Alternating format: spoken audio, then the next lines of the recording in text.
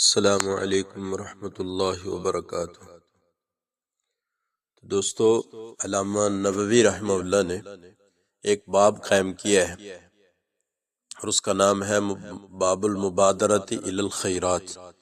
اس کے معنی یہ ہے کہ جب انسان اپنی حقیقت پر غور کرے گا اور اللہ جل جلالہ کی عظمت شان، اس کی قدرت کاملہ اور حکمت بالغہ پر غور کرے گا اور اس کی شان ربوبیت پر غور کرے گا تو اس غور و فکر کے نتیجے میں اللہ تبارک و تعالیٰ کی عبادت کی طرف دل مائل ہوگا، اور خود بخود دل میں داعیہ پیدا ہوگا کہ جس مالک نے یہ ساری کائنات بنائی ہے، اور جس مالک نے یہ نعمتیں مجھے نازل فرمائی ہیں، اور جس مالک نے مجھے رحمتوں کی بارش میں رکھا ہے، اس مالک کا بھی مجھ پر کوئی حق ہوگا۔ جب یہ داعیہ اور میلان پیدا ہو، اس وقت پھر کیا کرنا چاہیے؟ اس سوال کے جواب کے لیے علامہ نووی رحمہ اللہ نے یہ باب قائم فرمایا ہے کہ جب بھی اللہ تعالیٰ کی عبادت کا داعیہ پیدا ہو اور نیک کام کے کرنے کا محرک سامنے آئے، تو اس وقت ایک مومن کا کام یہ ہے کہ جلد از جلد اس نیک کام کو کر لے، اس میں دیر نہ لگائے۔ یہی معنی ہے مبادرہ کا، کہ یعنی کسی کام کو جلدی سے کر لینا، ٹال مٹول نہ کرنا اور آئندہ کل پر نہ ٹالنا۔ اس طرح دوستو، علامہ نووی رحمہ اللہ نے سب سے پہلی آیت کریمہ لائے، کون سی؟ وَسَارِعُوا إِلَى مَغْفِرَةٍ مِّن رَبِّكُمْ وَجَنَّةٍ عَرْضُهَا السَّمَاوَاتُ وَالْأَرْضُ أُعِدَّتْ لِلْمُتَّقِينَ۔ تمام انسانیت کو خطاب کر کے اللہ تعالیٰ فرما رہے ہیں کہ اپنے پروردگار کی مغفرت کی طرف اور اس جنت کی طرف جلدی سے دوڑو جس کی چوڑائی آسمانوں اور زمین کے برابر بلکہ اس سے بھی کہیں زیادہ ہے، اور وہ متقی لوگوں کے لیے تیار کی گئی ہے۔ مسارعت کے معنی ہے جلد سے جلد کوئی کام کرنا، دوسروں سے آگے بڑھنے کی کوشش کرنا۔ ایک دوسری آیت میں فرمایا فَاسْتَبِقُوا الْخَيْرَاتِ، یعنی بھلائی اور نیکی کے کاموں میں ریس اور دوڑ لگاؤ۔ خلاصہ اس کا یہ ہے کہ جب کسی نیک کام کا ارادہ اور داعیہ دل میں پیدا ہو تو اس کو ٹالو نہیں، اس لیے کہ شیطان کے داؤ اور اس کے حربے ہر ایک کے ساتھ الگ الگ ہوتے ہیں۔ کافر کے لیے اور ہیں، مومن کے لیے اور ہیں۔ مومن کے دل میں شیطان یہ بات نہیں ڈالے گا کہ یہ نیکی کا کام مت کیا کرو، یہ برے کام ہیں، یا یہ بات براہ راست اس کے دل میں نہیں ڈالے گا، اس لیے کہ وہ جانتا ہے کہ یہ صاحب ایمان ہونے کی وجہ سے نیکی کے کام کو برا نہیں سمجھ سکتا۔ لیکن مومن کے ساتھ اس کا یہ حربہ ہوتا ہے کہ اس سے یہ کہتا ہے کہ یہ نماز پڑھنا، یہ فلاں نیک کام کرنا تو اچھا ہے، اس کو کرنا چاہیے، لیکن انشاءاللہ کل سے شروع کریں گے۔ اب جب کل آئے گی تو پھر یہ کہے گا کہ اچھا بھائی کل سے شروع کروں گا، تو وہ کل کبھی زندگی بھر نہیں آئے گی۔ یا کسی اللہ والے کی بات دل میں اثر کر گئی کہ یہ بات تو صحیح ہے، عمل کرنا چاہیے، اپنی زندگی میں تبدیلی لانی چاہیے، گناہوں کو چھوڑنا چاہیے، نیکیوں کو اختیار کرنا چاہیے، لیکن انشاءاللہ اس پر جلد از جلد عمل کریں گے۔ جب اس کو ٹلا دیا تو پھر کبھی اس پر عمل کی نوبت نہیں آئے گی۔ اس طرح دوستو زندگی کے اوقات گزرتے جا رہے ہیں، عمر عزیز گزرتی جا رہی ہے، کچھ پتہ نہیں کہ کتنی عمر باقی ہے۔ قرآن کریم کا یہ ارشاد ہے کہ کل پر مت ٹالو، جو داعیہ اس وقت پیدا ہوا ہے اس پر اسی وقت عمل کرو، کیا معلوم کہ کل تک یہ داعیہ رہے یا نہ رہے۔ اول تو یہ بھی نہیں پتا کہ تم خود زندہ رہو یا نہ رہو، اور اگر تم خود زندہ رہو الحمدللہ اس وقت پیدا ہوا ہے تو اسی وقت اس پر عمل کرو۔ تو دوستو کیا معلوم کہ کل تک ہمارے دلوں میں یہ بات رہے یا نہ رہے۔ اول تو ہمیں یہ بھی نہیں پتا کہ خود بھی ہم زندہ رہیں یا نہ رہیں۔ اگر تم خود زندہ رہو تو یہ پتہ نہیں کہ یہ داعیہ باقی رہے یا نہیں رہے، اور اگر داعیہ باقی رہا تو کیا معلوم کہ اس وقت حالات موافق ہوں یا نہ ہوں۔ بس اس وقت جو داعیہ پیدا ہو اس پر عمل کر کے فائدہ حاصل کر لو۔ یہ داعیہ دوستو اللہ جل شانہ کی طرف سے مہمان ہے، اس مہمان کی خاطر مدارات کر لو۔ اس کی خاطر مدارت یہ ہے کہ اس پر عمل کر لو۔ اگر نفل نماز پڑھنے کا داعیہ پیدا ہو اور یہ سوچا کہ یہ فرض اور واجب تو ہے ہی نہیں، اگر نہیں پڑھیں گے تو کوئی گناہ تو ہوگا نہیں، چلو چھوڑ دو، یہ تم نے اس مہمان کی ناقدری کر دی جو اللہ تعالیٰ نے تمہاری اصلاح کی خاطر بھیجا تھا، اور اگر تم اسی وقت فوراً تم نے عمل نہ کیا تو پیچھے رہ جاؤ گے، پھر معلوم نہیں کہ دوبارہ مہمان آئے یا دوستو نہ آئے، بلکہ وہ آنا بند کر دے، کیونکہ وہ مہمان یہ سوچے گا کہ یہ شخص میری بات تو مانتا نہیں اور میری ناقدری کرتا ہے، میری خاطر مدارت نہیں کرتا، تو میں اب اس کے پاس نہیں جاتا۔ اسی طرح دل میں نیکی کا داعیہ پیدا ہونا ہی بند ہو جائے گا۔ بہرحال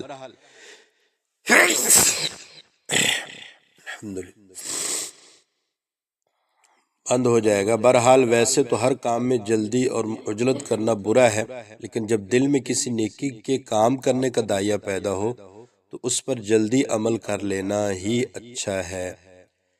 اگر اپنی اصلاح کی فکر کا دل میں خیال آیا کہ زندگی ویسی ہی گزرتی جا رہی ہے، نفس کی اصلاح ہونی چاہیے اور اپنے اخلاق اور اعمال کی اصلاح ہونی چاہیے، لیکن ساتھ ہی یہ سوچا کہ جب فلاں کام سے فارغ ہو جائیں گے پھر اصلاح شروع کریں گے، یہ فرصت کے انتظار میں عمر عزیز کے جو لمحات گزر رہے ہیں دوستو، وہ فرصت کبھی آنے والی نہیں ہے۔ ایک بہت بڑے اللہ والے عالم دین فرماتے ہیں کہ ہمارے جو والد صاحب تھے وہ فرمایا کرتے تھے کہ جو کام فرصت کے انتظار میں ٹال دیا وہ ٹل گیا اور پھر نہیں ہوگا، اس واسطے کہ تم نے اس کو ٹال دیا۔ کام کرنے کا طریقہ یہ ہے کہ دو کاموں کے درمیان تیسرے کام کو گھسا دو، یعنی وہ دو کام جو تم پہلے سے کر رہے ہو، اب تیسرا کام کرنے کا خیال آیا تو ان دو کاموں کے درمیان تیسرے کام کو بھی زبردستی گھسا دو، وہ تیسرا کام بھی ہو جائے گا۔ اور اگر یہ سوچا کہ ان دو کاموں سے فارغ ہو کر پھر تیسرا کام کریں گے تو پھر دوستو وہ کام نہیں ہوگا۔ یہ منصوبے اور پلان بنانا کہ جب یہ کام ہو جائیں گے تو پھر کام کریں گے، یہ سب ٹالنے والی بات ہے۔ شیطان عموماً اسی طرح انسان کو دھوکے میں رکھتا ہے۔ اس لیے مبادرت الی الخیرات یعنی نیکی کاموں میں جلدی کرنا اور آگے بڑھنا قرآن و سنت کا دوستو تقاضا ہے، اور علامہ نووی رحمہ اللہ نے اسی کے لیے باب قائم فرمایا، باب المبادرت الی الخیرات یعنی بھلائیوں کی طرف جلدی سے سبقت کرنا۔ علامہ نووی رحمہ اللہ نے یہ دو لفظ استعمال کیے ہیں، ایک مبادرت یعنی جلدی کرنا، دوسرا مسابقت یعنی مقابلہ کرنا، ریس لگانا، ایک دوسرے سے آگے بڑھنے کی کوشش کرنا۔ اور یہ مقابلہ کرنا اور ریس لگانا نیکی کے معاملے میں محبوب ہے، لیکن دوسری چیزوں میں ایک دوسرے سے آگے بڑھنے کی کوشش کرنا برا ہے، جیسے مال کے حصول میں، عزت کے حصول میں، شہرت کے معاملے میں، دین کے حصول میں، جائے طلبی کے معاملے میں، ان سب میں یہ بری بات ہے کہ انسان دوسرے سے آگے بڑھنے کی حرص میں لگ جائے، لیکن نیکیوں کے معاملے میں ایک دوسرے سے آگے بڑھنے کا جذبہ ایک محمود اور قابل تعریف دوستو جذبہ ہے۔ قرآن کریم خود کہہ رہا ہے کہ فاستبقوا الخیرات، نیکیوں میں ایک دوسرے سے آگے بڑھنے کی کوشش کرو۔ ایک شخص کو تم دیکھ رہے ہو کہ ماشاءاللہ عبادت میں لگا ہوا ہے، طاعت میں لگا ہوا ہے، گناہوں سے بچ رہا ہے، اب کوشش کرو کہ میں اس سے بھی زیادہ آگے بڑھ جاؤں، اس میں ریس لگانا برا نہیں۔ یہاں معاملہ دوستو الٹا ہو گیا، اس وقت ہماری پوری زندگی ریس لگانے ہی میں گزر رہی ہے، لیکن ریس اس میں لگ رہی ہے کہ پیسہ زیادہ سے زیادہ کہاں سے آ جائے، دوسرے نے اتنا کما لیا میں اس سے زیادہ کما لوں، دوسرے نے ایسا بنگلہ بنا لیا میں اس سے اعلیٰ درجے کا بنا لوں، دوسرے نے ایسی کار خریدی میں اس سے اعلیٰ درجے کی خرید، دوسرے نے ایسا ساز و سامان جمع کر لیا میں اس سے اعلیٰ درجے کا جمع کر لوں۔ پوری قوم اسی ریس کے اندر مبتلا ہے، اور اس ریس میں حلال و حرام کی فکر مٹ گئی، اس لیے کہ جب دماغ پر یہ جذبہ سوار ہو گیا کہ دنیاوی ساز و سامان میں دوسرے سے آگے بڑھنا ہے تو حلال مال کے ذریعے آگے نکلنا تو بڑا دوستو مشکل ہے، تو پھر حرام کی طرف سے رجوع کرنا پڑتا ہے۔ اسی طرح اب حلال و حرام ایک ہو رہے ہیں۔ خلاصہ یہ کہ جس چیز میں ریس لگانا اور مقابلہ کرنا شرعاً برا تھا، وہاں سب مقابلے پر لگے ہوئے ہیں اور ایک دوسرے سے آگے بڑھ رہے ہیں، اور جن چیزوں میں مقابلہ کرنا، ریس لگانا اور ایک دوسرے سے آگے بڑھنے کی فکر کرنا مطلوب تھا، اس میں انسان دوستو پیچھے رہ گئے۔ حضرات صحابہ کرام رضی اللہ تعالیٰ مجمعین کو دیکھیے کہ غزوہ تبوک کے موقع پر انہوں نے کیا کیا۔ غزوہ تبوک دوستو بڑا کھٹن غزوہ تھا، ایسا صبر آزما غزوہ اور ایسا صبر آزما مہم شاید کوئی اور پیش نہیں آئی جیسی غزوہ تبوک کے موقع پر پیش ہے۔ سخت گرمی کا موسم، وہ موسم جس میں آسمان سے شعلے برستے ہیں، زمین آگ اگلتی ہے، اور تقریباً 1200 کلومیٹر کا صحرائی سفر اور کھجورے پکنے کا زمانہ دوستو، جس پر سارے سال کی معیشت کا دار و مدار ہوتا ہے۔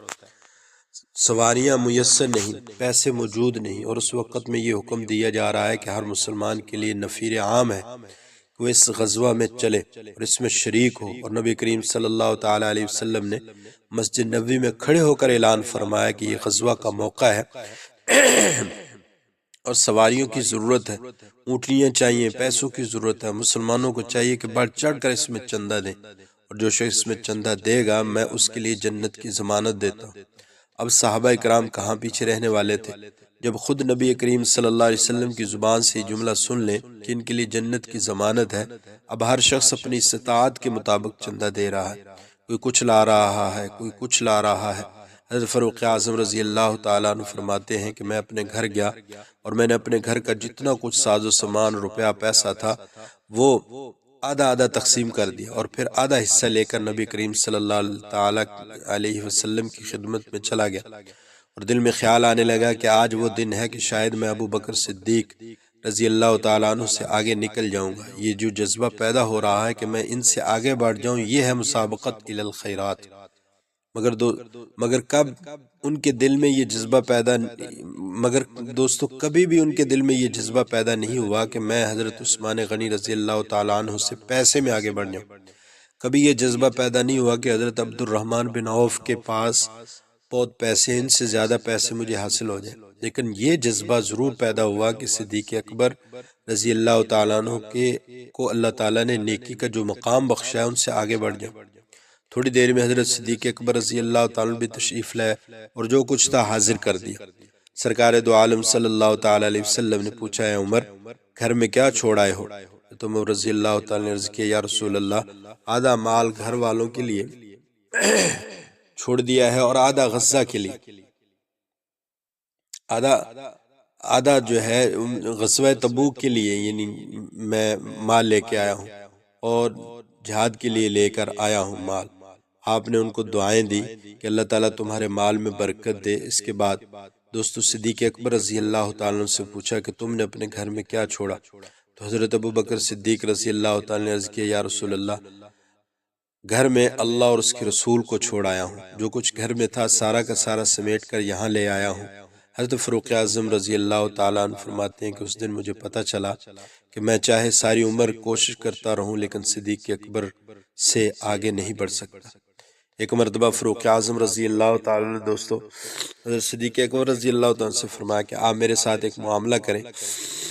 تو میں بڑا احسان مند ہوں گا۔ انہوں نے پوچھا کیا معاملہ؟ فاروق اعظم رضی اللہ تعالیٰ نے فرمایا کہ میری ساری عمر کی جتنی نیکیاں ہیں، جتنے اعمال صالحہ ہیں،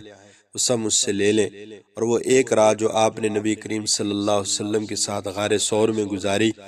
اس کا ثواب مجھے دے دیں۔ یعنی وہ ایک رات جو آپ نے نبی کریم صلی اللہ علیہ وسلم کے ساتھ غار ثور میں گزاری، وہ میرے سارے اعمال پر باری ہے۔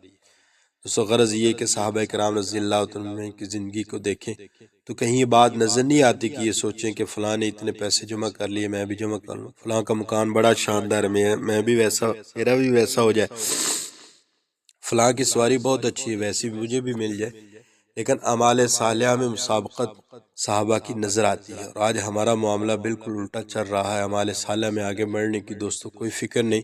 اور مال کے اندر صبح سے لے کر شام تک دوڑ ہو رہی ہے،